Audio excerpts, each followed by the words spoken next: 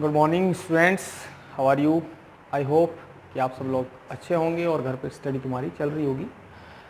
So today जो हम पढ़ने वाले हैं वो है मिसलेनियस एक्सरसाइज 1 के कुछ एग्जांपल्स हम यहाँ पे करेंगे और थोड़ा सा लेवल इन क्वेश्चंस का थोड़ा बढ़ गया है। इक्विवेलेंस रिलेशन से रिलेटेड ये क्वेश्चंस थोड़ा सा लेवल इनका हल्का सा बढ़ा हुआ है। तो सबसे पहले हम करते हैं एग्जाम्पल नंबर 41। तो एग्जाम्पल नंबर 41 में क्या क्या रहा है कि R1 and R2 are equivalence relations. दो इक्वलेंस रिलेशन है in set capital A, set एक ही सेट में है ए में। Show that R1 intersection R2 is also an equivalence relation, यानी इनका दोनों रिलेशंस का जो इंटरसेक्शन है वो आपको इक्वलेंस प्रूफ करना है। यानी R1 भी इक्वलेंस है, R2 भी इक्वलेंस है, आपको R1 इंटरसेक्शन R2 इन दोनों यानी कंबाइन जो रिलेशन बना R1 इंटरसेक्शन R2 इसको इक्वलेंस प्रूफ करना है। तो भाई सीधी सी बात, अगर R1 इक्वलेंस है तो वो रिफ्लेक्सिव भी हुआ, सिमेट्रिक भी हुआ, ट्रांजिटिव भी हुआ। अगर R2 इक्वलेंस है तो R2 भी रिफ्लेक्सिव भी हुआ, सिमेट्रिक भी हुआ, ट्रांजिटिव भी हुआ और एक ही सेट के अंदर है, सेट ए के अंदर। ठीक है, तो हम प्रूफ करेंगे R1 intersection R2 equivalence relation है और सिर्फ तीन एलिमेंट से करेंगे A B C। ए की जरूरत पड़ती है रिफ्लेक्सिव में, ए बी की जरूरत पड़ती है सिमेट्रिक में और ए बी सी तीन एलिमेंट की जरूरत पड़ती है ट्रांजिटिव में। सिर्फ तीन एलिमेंट से प्रूफ कर देंगे क्योंकि ये सिर्फ समझने वाली बात है। तो सबसे पहले हम रिफ्लेक्सिव हम प्रूफ कर रहे हैं इसको, रिफ्लेक्सिव। अब एक बात सुनो, R1 एक रिलेशन है सेट ए के अंदर और रिफ्लेक्सिव है तो भाई सेट ए के अंदर कुछ भी एलिमेंट हो, कोई भी element a b c d e f g h 1 2 3 कुछ भी, तो उन सब एलिमेंट्स का खुद से तो रिलेशन होगा ही होगा क्योंकि रिफ्लेक्सिव है। यानी कि 1 1 अगर सपोज दैट ए के अंदर 1 2 3 4 5 10 तक है तो 1 1 भी होगा, 2 2 भी होगा, 3 3 भी होगा, 4 4 भी होगा। ठीक, लेकिन मैं यहाँ 1 2 3 मान नहीं रहा, मैं मान रहा ए कोई भी एलिमेंट हुआ। ठीक है, एक अननोन एलिमेंट है ए। तो कैपिटल R1 में ए बिलोंग करेगा चाहे ए की वैल्यू कुछ भी रही हो। ठीक है, सेम कंडीशन R2 के लिए, R2 भी रिफ्लेक्सिव और इसी सेट में वहां पे भी ए का पेयर होगा। ठीक है, वहां पे भी ए का पेयर होगा। ठीक, तो भाई रिफ्लेक्सिव हम मान लेंगे लेट ए बिलोंग्स टू ए। ठीक है, ए जो है वो ए का एलिमेंट है, कुछ भी हो सकता है। ठीक है, then A belongs to R1। क्यों? क्योंकि R1 जो है वो क्या है, रिफ्लेक्सिव है। रिफ्लेक्सिव तो है, यहाँ लिख दो size, since R1 is equivalence relation, ER लिख दिया शॉर्टकट में, R1 is equivalence relation. Also a belongs to R2, यानी ए जो है R2 का भी एलिमेंट होगा। क्यों? Since R2 is equivalence relation, R2 भी इक्वलेंस रिलेशन है तो रिफ्लेक्सिव तो भाई R1 भी होगा, R2 भी होगा। भाई R1 रिफ्लेक्सिव है क्योंकि R1 इक्वलेंस रिलेशन है तो R1 रिफ्लेक्सिव भी हुआ और रिफ्लेक्सिव हुआ तो ए इसमें बिलोंग करेगा ही करेगा। ऐसे ही R2 अगर इक्वलेंस रिलेशन है तो R2 रिफ्लेक्सिव भी हुआ तो ए यहाँ भी बिलोंग करेगा। इन दोनों बातों से क्या हुआ, 11th क्लास में पढ़ा था, अगर एक एलिमेंट दो अलग अलग सेट के अंदर मौजूद है तो वो उनके इंटरसेक्शन में भी मौजूद होता है। ठीक है, तो हम इम्प्लाइज दैट का साइन लगा के लिख कर देंगे ए belongs to R1 intersection R2। बहुत ईजी है, R1 इंटरसेक्शन R2 का एलिमेंट हुआ ए और ये क्या शो करता है, R1 इंटरसेक्शन R2 क्या है, ये कंबाइन जो रिलेशन बना ये क्या हुआ हमारा, reflexive. Hence so R1 intersection R2 is reflexive. ठीक है, रिफ्लेक्सिव, क्लियर। अब सिमेट्रिक की बात करते हैं। सिमेट्रिक एक ही ट्रिक है हमारे पास, ए बी लेके चलेंगे। ए बी मान लेंगे कि ए बी जो है वो R1 इंटरसेक्शन R2 का एलिमेंट है और यानी कि ए का बी से रिलेशन है अंडर दिस रिलेशन। ठीक है, तो प्रूफ कर देंगे बी का ए से रिलेशन होगा। ठीक है, तो मान लेंगे let a b belongs to R1 intersection R2 for all a b belongs to capital A b. दोनों सेट एक एलिमेंट है और ए बी जो है R1 इंटरसेक्शन R2 के अंदर मौजूद है। ठीक, इस बात का क्या मतलब हुआ, 11th क्लास में पढ़ा था, अगर कोई एलिमेंट इंटरसेक्शन में मौजूद होता है तो वो इसमें भी होगा। एंड इंटरसेक्शन को ब्रेक करेंगे तो एंड लिखेंगे, R2 में भी होगा। ये हमने 11th क्लास में पढ़ा था। तो यही लिख देंगे, implies that a b belongs to R1 and a b belongs to R2, यानी ए बी जो है R1 के अंदर भी होगा और ए बी R2 के अंदर भी होगा। अब बात देखो, R1 इक्विवेलेंस रिलेशन है तो सिमेट्रिक तो हुआ, सिमेट्रिक भी तो होगा, और अगर ये सिमेट्रिक हुआ तो इसमें सारे ऑर्डर्ड पेयर उल्टे भी होंगे। तो भाई अगर ए बी एक ऑर्डर्ड पेयर है और वो R1 के अंदर मौजूद है तो इसका कन्वर्स भी तो इसके अंदर मौजूद होगा, क्योंकि ये इक्विवेलेंस रिलेशन है, ये गिवन है। तो इससे हो जाएगा, इसका मतलब है कि b a belongs to R1, b a भी R1 के अंदर मौजूद होगा, एंड यहाँ पे भी सेम कंडीशन जो R1 के लिए वही R2 के लिए, B a belongs to R2, ठीक है। Since R1 and R2 are equivalence relation, ठीक है। तो भाई अगर बी ए R1 के अंदर है, बी ए R2 के अंदर भी है, तो बी ए इनके इंटरसेक्शन के अंदर भी होगा। सो R1 intersection R2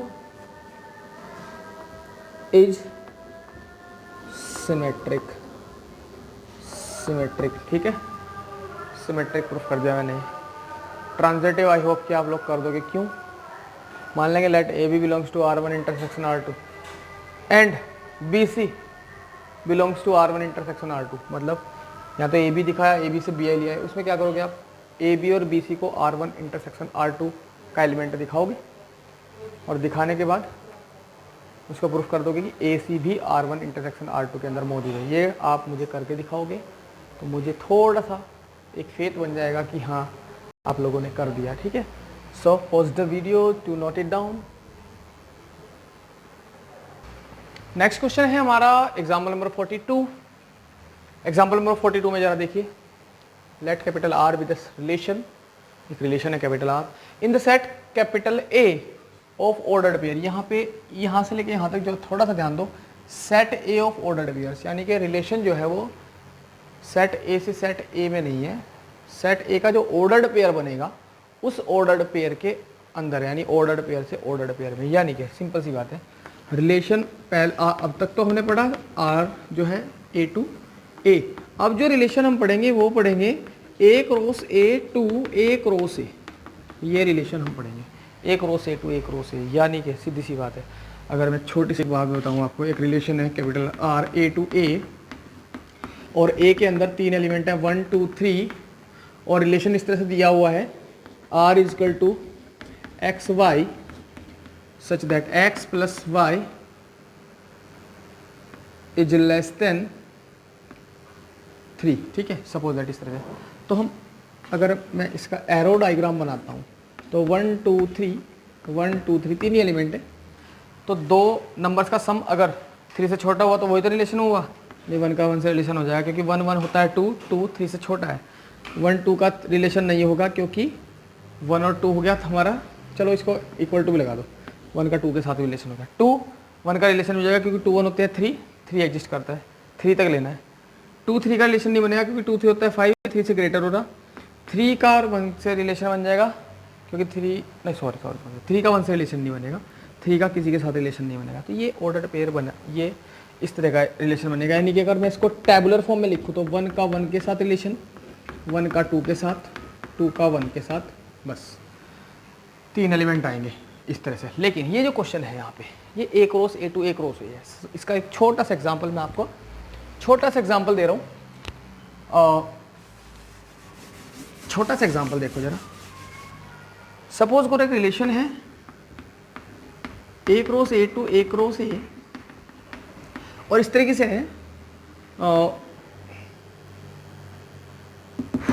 x Y,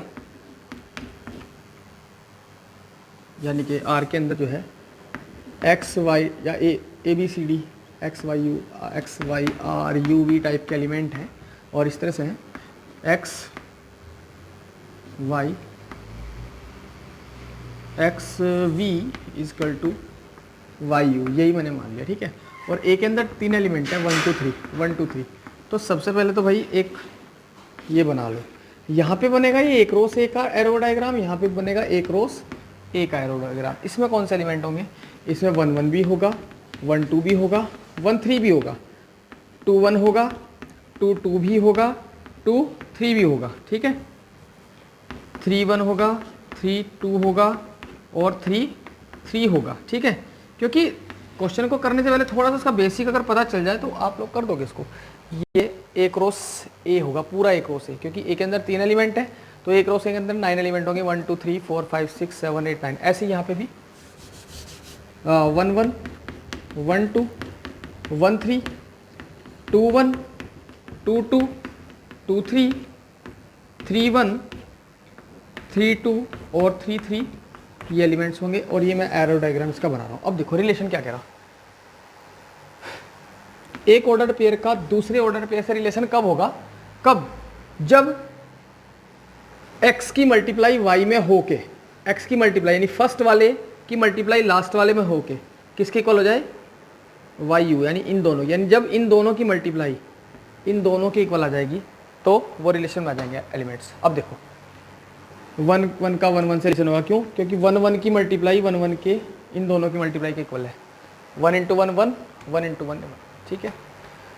तो सिंपल 1 1 का 1 1 से रिलेशन होगा, 1 1 का 2 2 से भी रिलेशन होगा, क्योंकि 1 इंटू 2 2 और 2 इंटू 1 1, 1 1 का 2 2 से भी रिलेशन होगा। ऐसे ही 1 1 का 3 3 से भी रिलेशन होगा, ठीक है। इसके बाद 1 2 का रिलेशन 1 2 का रिलेशन 1 2 से होगा खुद से, क्यों, क्योंकि 1 into 2 first element into last element, ऐसे तो लिखा हुआ first element into last element, x y is equal to y u, यानी कि फर्स्ट एलिमेंट का की मल्टीप्लाई लास्ट वाले में हो के अगर इक्वल आता है सेकंड और थर्ड वाले की मल्टीप्लाई के तो एलिमेंट्स आपस में रिलेट कर जाएंगे, ठीक है। तो ऐसे 1 2 का रिलेशन 1 2 से होगा, क्यों, क्योंकि 1 इंटू 2 2 और 2 इंटू 1 1, ठीक है। ऐसे 1 2 का 3 1 3 से नहीं होगा, क्यों, क्योंकि 1 इंटू 3 3 और 2 इंटू 1 2, तो इसका इससे रिलेशन नहीं होगा। इसका इससे देखते हैं 1 इंटू 1 1 2 इंटू 2 4, इससे भी नहीं होगा। 1 इंटू 2 2 2 इंटू 2 4 नहीं होगा। 1 इंटू 3 3 2 इंटू 2 4 नहीं होगा। 1 2 का 3 1 से भी नहीं होगा। 1 2 का 3 2 से भी नहीं होगा। 1 2 का 3 3 से भी नहीं होगा, ठीक है। तो इस तरह से हम देखते हैं। तो ये बेसिक है, आपको ए क्रॉस ए में आप कंफ्यूज ना हो इसलिए मैंने ये बताया। अब इस क्वेश्चन को करेंगे, जो ये क्वेश्चन गिवन है एग्जाम्पल नंबर 42, इस क्वेश्चन को करोगे, अब आप लोग इससे कंफ्यूज नहीं होगे बिल्कुल भी। अब देखना जरा। सबसे पहले हम बात करते हैं रिफ्लेक्सिव। तो भाई इसमें लिखा हुआ है x y R u v, मतलब एक्स वाई ऑर्डर्ड पेयर का यू वी ऑर्डर्ड पेयर से रिलेशन कब होगा, जब x y equal to u y u, ठीक है। यानी फर्स्ट एलिमेंट की लास्ट वाले के साथ मल्टीप्लाई होकर जो आएगा, यानी फर्स्ट और लास्ट की मल्टीप्लाई सेकंड और थर्ड एलिमेंट की मल्टीप्लाई अगर इक्वल होती है तो ऑर्डर पेयर आपस में रिलेट कर जाएंगे, ठीक है। चलिए एक और बात, अब तक जो हमने पढ़ा था उसमें हम लिखते थे a belongs to r so it is reflexive. हम इसको ये ना लिख के हम ये भी लिख सकते थे a r a so it is reflexive. यानी दो तरीके थे, हम लिखते थे a b belongs to r so b a belong और and b a belongs to r so it is symmetric. हम ऐसे लिखते हैं a r b b r a, यानी ए का बी से रिलेशन है तो बी का ए से, और बी का ए से भी रिलेशन है तो सिमेट्रिक। ऐसे यहाँ पे ट्रांजिटिव है a b belongs to are and b c belongs to are तो a c belongs to are, ठीक है। तो ये ट्रांजिटिव है। यहाँ पे हम लिख सकते हैं ए का आर बी से रिलेशन एंड बी का रिलेशन सी से, तो ए का सी से भी रिलेशन है तो ये ट्रांजिटिव। ये लिखने का तरीका ऐसे अलग अलग, चाहे तो आप एग्जाम में ऐसे लिख दो चाहे ऐसे, लेकिन मैंने बताया था अगर रिलेशन ए टू ए है तो ये वाला मेथड परफेक्ट रहता है, अगर a cross a to a cross a है तो ये वाला मेथड परफेक्ट रहता है। तो ये जो क्वेश्चन है इस वाली फॉर्म में गिवन है x y R u v. इसका मतलब ये एक एलिमेंट रिलेशन में है दूसरे एलिमेंट के साथ। एलिमेंट तो यही है ना ऑर्डर्ड पेयर का, ठीक है ना। चलिए इसको देखते हैं। तो रिफ्लेक्सिव, तो भाई हम सीधी सी बात है पॉजिटिव इंटीजर्स का सेट है ए और एक रो से टू एक रो से में रिलेशन है। तो रिफ्लेक्सिव के लिए हम क्या करेंगे, दिखा देंगे दो ऑर्डर पेयर मान लेंगे ए बी का। ए बी का रिलेशन हमें ए बी से दिखाना है तो ये रिफ्लेक्सिव हो जाएगा। देखो आप कहोगे सर ये तो सिमेट्रिक लग रहा है। भाई ये एक एलिमेंट है, सिर्फ एक एलिमेंट है, ये दो एलिमेंट नहीं है। पहले जो क्वेश्चंस किए उसमें दो एलिमेंट होते थे, ये एक ही एलिमेंट है। ए बी एक एलिमेंट है, एक एलिमेंट का खुद से ही रिलेशन यानी इस एलिमेंट का इसी से ही रिलेशन है तो वो रिफ्लेक्सिव होगा ये, ठीक है ना। यानी मुझे ए बी का रिलेशन ए बी से दिखाना है, ये पूरा एक एलिमेंट है, इस एलिमेंट का रिलेशन इसी एलिमेंट से दिखाना है, ठीक है। चलिए तो हम दिखा देंगे, क्यों, क्योंकि ए और बी की मल्टीप्लाई बी और ए की मल्टीप्लाई के इक्वल तो होती है भाई, a b is equal to b होता है, लिख देंगे since a b is equal to b a b को हम बी लिख सकते हैं, कॉम्यूटेटिव लॉ है, ठीक है। For all a b belongs to a, यानी ए बी दोनों ए के सेट एक एलिमेंट होंगे, या फिर हम ऐसे भी लिख सकते हैं ए बी पूरा का पूरा एक रो से का एलिमेंट होगा, चाहे तो इसको पूरा ब्रैकेट में बंद करके एलिमेंट बना लेना, ए बी बिलोंग्स टू एक रो से, ठीक है। या लिख सकते हैं ए बी एक एलिमेंट है, ठीक है, चलो वो भी ठीक है, ए बी एक रो से एक एलिमेंट है और a b is equal to b होता है, तो इसका मतलब क्या हुआ, ए बी का रिलेशन ए बी से है, यानी ए बी का रिलेशन ए बी से, यानी इससे ये तो शो रहा है, देखो ए बी ये लिखा हुआ, बी ए ये लिखा हुआ, ठीक है। यानी आपको इसी फॉर्म में लिखना है, first into last second into third, बिल्कुल इसी की तरह जो उसने दिया हुआ है, first into last second into third, ठीक है। तो ए बी का रिलेशन ए बी से हुआ, सो रिलेशन इज रिफ्लेक्सिव, कंफ्यूज नहीं होना बिल्कुल भी, ठीक है, रिफ्लेक्सिव हो गया। अब सिमेट्रिक के लिए हम दो एलिमेंट का यूज करेंगे, दो एलिमेंट कौन से, एक एलिमेंट तो हो गया ए बी और दूसरा एलिमेंट हो गया सी डी, दो एलिमेंट हो गए ए बी, एक एलिमेंट हो गया ए बी, कंबाइन एक ही एलिमेंट है, ए बी एक एलिमेंट हुआ, दूसरा हुआ सी डी। तो हम दिखाएंगे कि ए बी का सी डी से रिलेशन है, मान के चलेंगे कि ए बी का सी डी से एलिमेंट है, यानी कि एक एलिमेंट ए बी का दूसरे एलिमेंट सी डी से रिलेशन है, ठीक है। और दिखा देंगे, क्या शो कर देंगे कि सी डी का ए बी से रिलेशन है, ठीक है। तो चलिए रिफ्लेक्सिव सिमेट्रिक के लिए बात करेंगे। सिमेट्रिक, लेट ए बी एक एलिमेंट है, इसका रिलेशन सी डी के साथ है, दो एलिमेंट हो गए।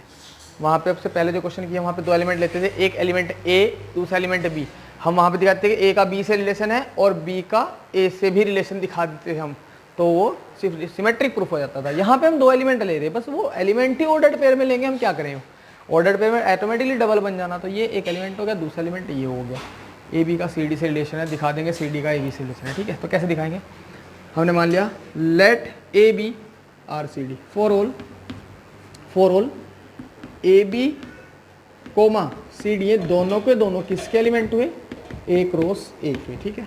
अब इस बात का क्या मतलब है, अगर ए बी का सी डी से रिलेशन है तो भाई फर्स्ट की मल्टीप्लाई लास्ट वाले के साथ में करने पे किसके इक्वल आ रहा होगा, सेकंड और थर्ड वाले की मल्टीप्लाई के बराबर आ रहा होगा, यानी कि प्रोडक्ट के, यानी कि ए डी किसके इक्वल आ रहा होगा, बी सी के इक्वल आ रहा होगा, ठीक है भाई। इस बात का तो ये मतलब है, इसको किस तरह से मॉडिफाई करते हो आप, मुझे आंसर लाना है सी डी का रिलेशन ए बी से, मुझे ये आंसर लाना। तो भाई ये आंसर लाने के लिए मुझे क्या दिखाना पड़ेगा कि c into b equal to d into a, मुझे क्या दिखाना पड़ेगा, c b equal to d a, मुझे क्या लाना पड़ेगा, यही तो लाना पड़ेगा, c b equal to d a. तो क्या है नहीं है, इस लाइन को ये नहीं लिख सकता मैं, a d equal to b c को c b equal to d a नहीं लिख सकता, देख लो चाहे भाई, सी बी बी सी को सी बी लिख दिया और इधर लिख दिया, ए डी को डी ए लिख दिया और राइट हैंड साइड में लिख दिया, तो और करके लिख सकते हैं हम इस बात को, ये लिख सकते हैं और इसको ये implies that. So relation is symmetric. बहुत अच्छे क्वेश्चन है, एग्जाम में पूछे जाते हैं। ए प्लस एक और आता है ए प्लस, यहाँ पे तो मल्टीप्लाई आ गया, यहाँ प्लस भी आ सकता है बीच में, x plus y is equal to y plus u, ये आपको खुद करना है। यही क्वेश्चन दे रहा हूँ मैं आपको एज ए होमवर्क, आपको सिर्फ इंटू की जगह प्लस लगाना है बीच में, ठीक है। और यही क्वेश्चन दे रहा हूँ एक और, आपको बीच में प्लस भी लगाना है, उनके स्क्वायर भी लगाने हैं सबके, ठीक है। सेम क्वेश्चन दे रहा हूँ, आपको इक्विवेलेंस रिलेशन प्रूफ करना है, ठीक है, सेम। यानी कि एक क्वेश्चन तो मैंने बता दिया आपको, x plus y is equal to y plus u. दूसरा क्वेश्चन मैं बता रहा हूँ, सेम क्वेश्चन है, x square plus v square is equal to y square plus u square. ये अपने आप प्रूफ करना आपको, ठीक है। मैंने यहाँ पे रिफ्लेक्सिव सिमेट्रिक प्रूफ कर दिया, इसके बाद ट्रांजिटिव मैं प्रूफ करता हूँ, ठीक है।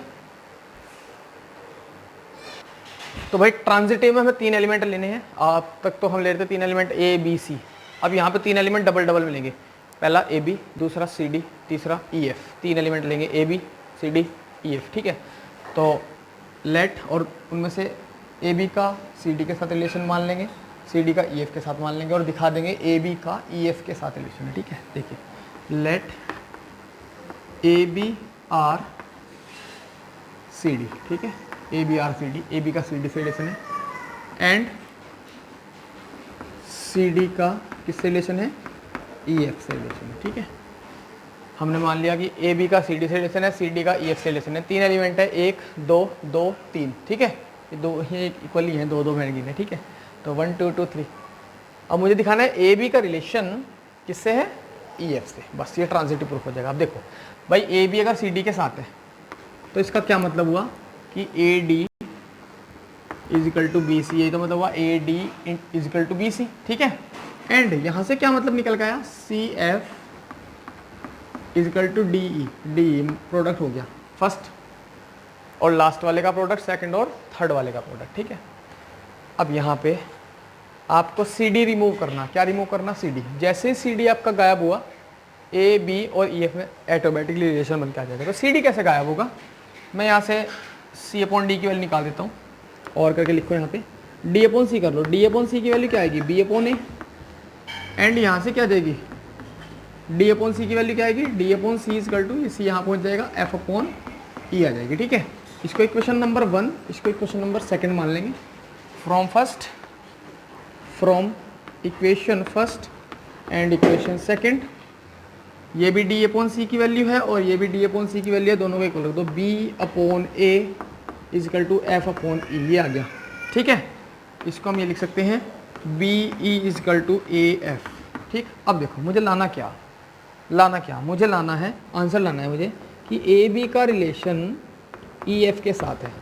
और अगर मुझे ये लाना तो इससे पहले क्या लाइन आनी चाहिए हमारी, सोच के देखो, हमारी लाइन आनी चाहिए a into f is equal to b into a. क्या आना चाहिए, a f is equal to b into e. तो क्या ये लाइन आ गई हमारी, इसके बाद ये लाइन आई थी,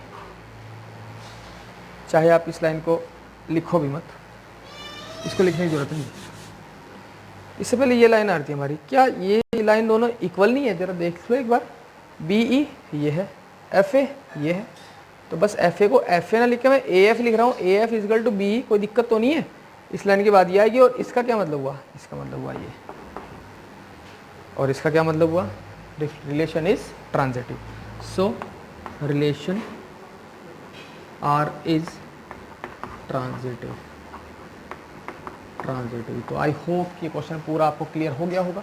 ठीक है, एग्जाम्पल नंबर 42 मैंने कराया आपको, और 2 होमवर्क में यही कि मैंने आपको क्वेश्चंस दे दिए, दोनों प्लस करके करना है, यानी कि एक तो क्वेश्चन ये करना है आपको x plus y v is equal to y plus u, एक तो ये करना है सेम, मतलब रिलेशन का तरीका चेंज कर रहा हूँ सिर्फ, बाकी सेम है क्वेश्चन। और एक ये कह रहा हूँ x square plus v square is equal to y square plus u square, ये दोनों क्वेश्चन आपको अपने आप करने हैं एज ए होमवर्क। ठीक है, चलिए pause the video to note it down.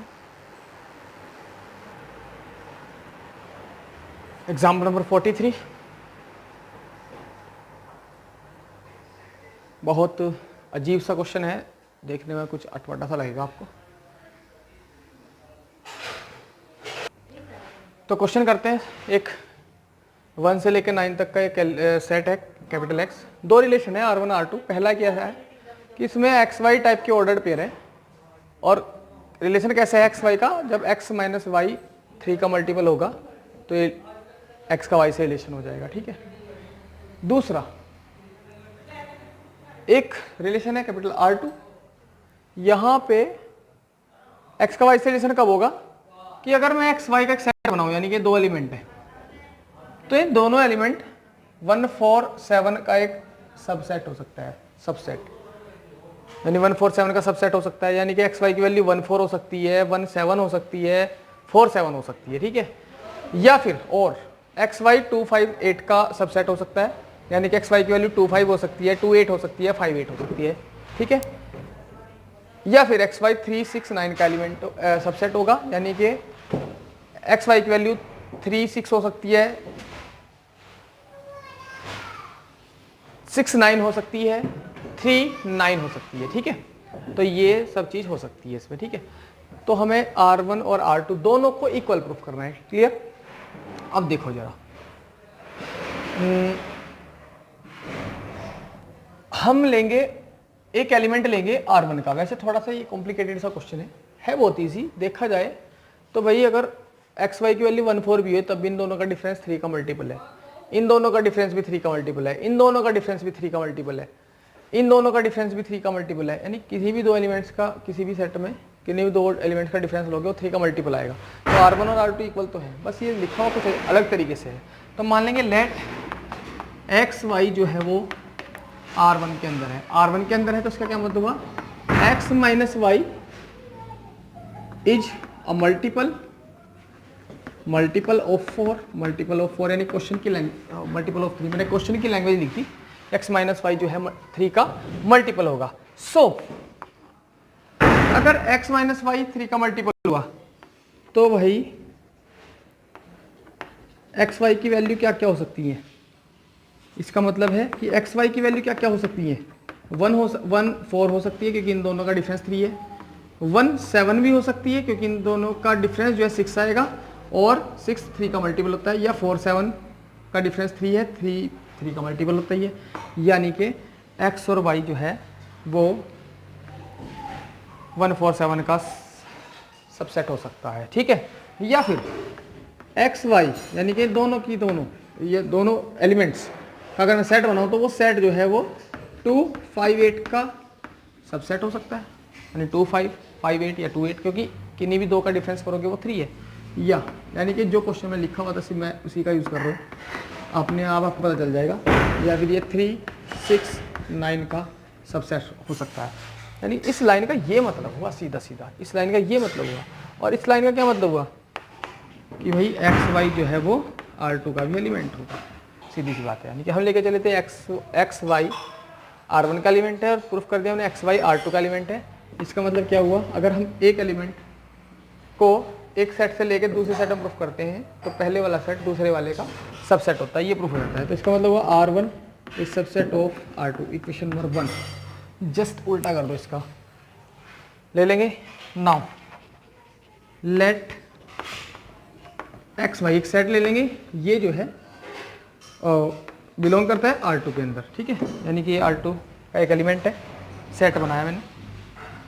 इसका मतलब क्या हुआ, अगर ये R2 का एलिमेंट हुआ तो भाई एक्स वाई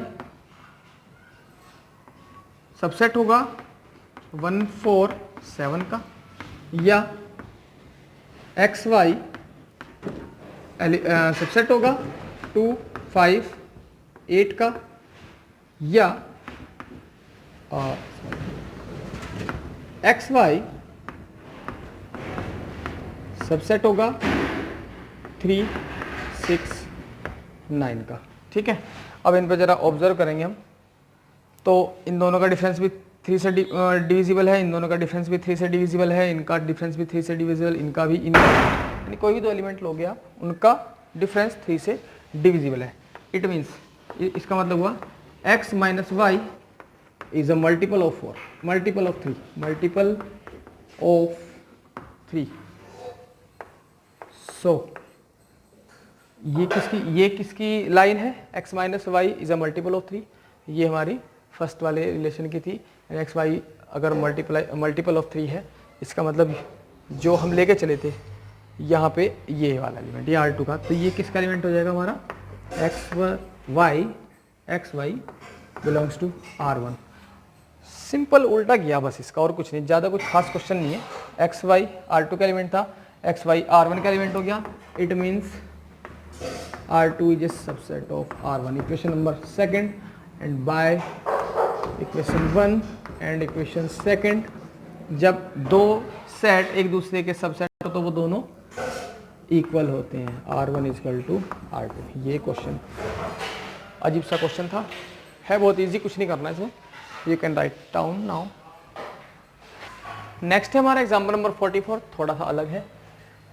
बोला एक फंक्शन है f x to y, यानी दो सेट है x और y, एक फंक्शन है x to y में और एक रिलेशन भी x y में है। और रिलेशन किस तरह डिफाइन है कि ए बी टाइप के एलिमेंट है, और इस तरह से कि फंक्शन में अगर a की वैल्यू रखें और b की वैल्यू रखें तो इक्वल हो फंक्शन में, तो रिलेशन हमें इक्वलेंस प्रूफ करना है, ठीक है। यानी f a equal to f e condition given.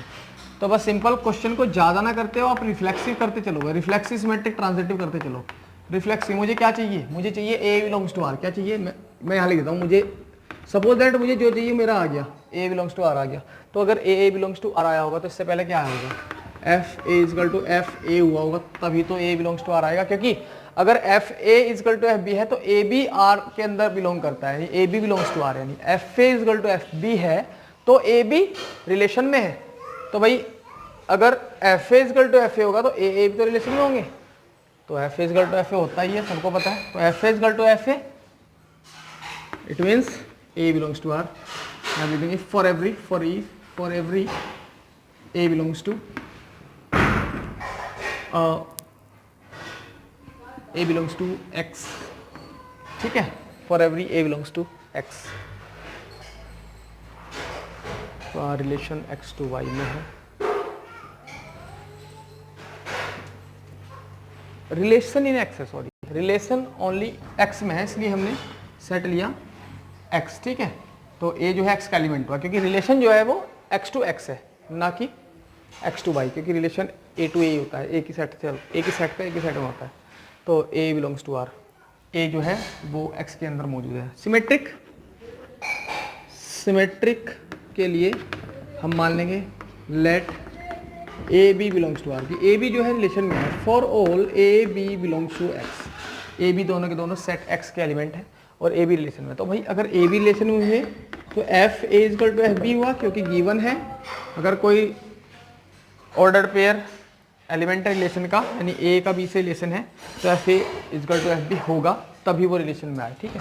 F A is equal to a f b, मुझे लाना है कि बी का ए से रिलेशन, मुझे ये लाना, तो इसके लिए मुझे क्या लाना पड़ेगा, f B is equal to f a लाना पड़ेगा।